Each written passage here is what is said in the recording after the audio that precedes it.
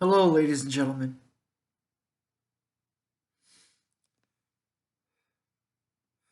We were at the dog park yesterday, and somehow we got into a talk, our friends and my wife and I, about Saturday Night Live. And one of the younger people in the conversation, there's about eight of us at the table, was talking about how much she loved the work of Chris Farley. Some of you have heard me say that I don't like things that are buffoonish. And I'll follow it up. I'll say XYZ. Just to show how buffoonish and how overblown it is. And if there were ever a person on Saturday Night Live who could personify that, it was Chris Farley. Now, hold on. I want to discuss this a little bit more when I say so. One of Chris Farley's idols was the late John Belushi. John Belushi, for all the people who said they were big fans of his or who were best friends of his and talked about how much of a comedic genius he was, I just never got. Jim Belushi, his brother, yeah, he was like a blue collar, regular guy, funny person, and a very good dramatic actor as well. And he still is. I happen to like him very much. And I didn't dislike John Belushi. I could see beyond that humor, as people called it, on Saturday Night Live. He was a good guy. But it seemed like John was almost always try too hard. He was trying to push things a little too hard. And maybe he was funny in some things. The funniest thing I ever saw John Belushi do was his impersonation of Joe Cocker, because Joe Cocker irritates the hell out of me. I'm sorry to say that, but he does. And John Belushi just nailed the impression of Joe Cocker that he used to do perfectly. And what I saw with Chris Farley years later was that I could see he had a heart of gold.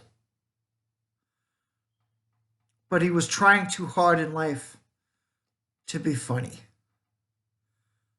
I mean, I would hear him and see him on Saturday Night Live. Well, what the frickin' da? Or he would say, well, that's going to leave a mark. And I would just think to myself, and I realized that his talent might have gotten him somewhere. It obviously did. I'm not saying he didn't have talent, but he was always trying too hard. And we saw what happened.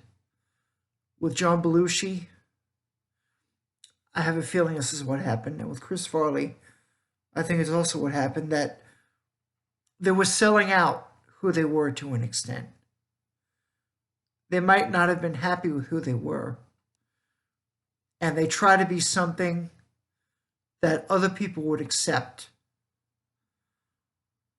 And they wound up selling themselves to death. I had heard stories about Chris Farley with his alcohol and drug use, and I think he was trying to quell his pain. And I understand that. As a kid, I had it very hard. There's a reason why there are movies like Revenge of the Nerds and Angus, because a lot of people know what it's like to be bullied and picked on. And the adults who are aware of situations like that only seem to want to do something when the bullied victim finally stands up for themselves. And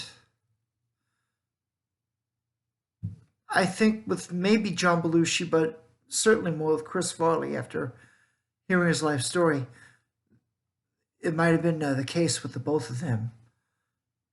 They might have been uncomfortable being themselves, which is a shame because they were both good people.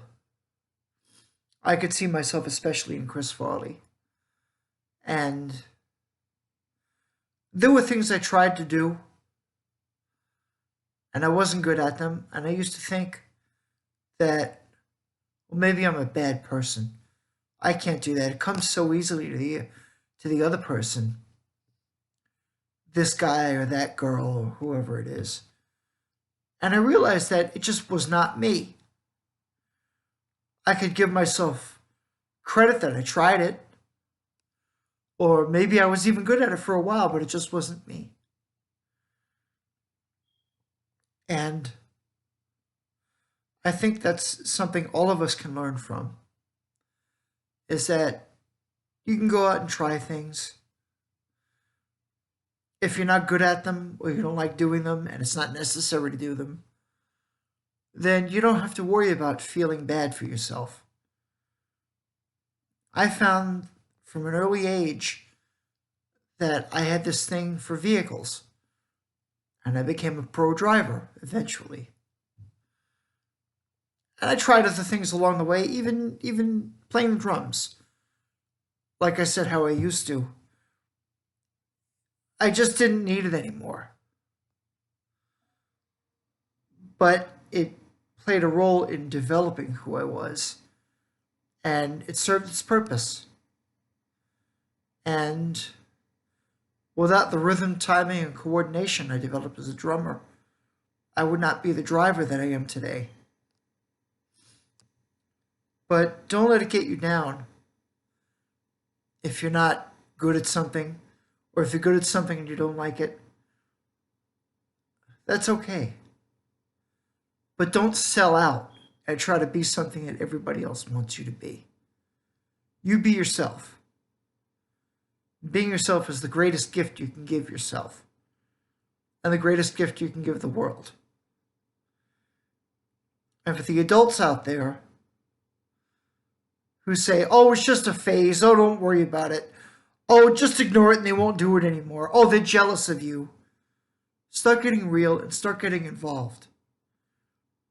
And start setting the example a little bit more. And step up. And stand up for the young people who are getting bullied. Okay? You want them to wind up like Chris Farley? Or John Belushi? I don't think so. If you really love them and you really care about them, play a role of some kind in showing the young people that them being themselves is okay. And go after the people who make fun of them or physically bully them when they try to be so. All right? I'm looking out for everybody when I say this. All right, so be good. I'll see you next time.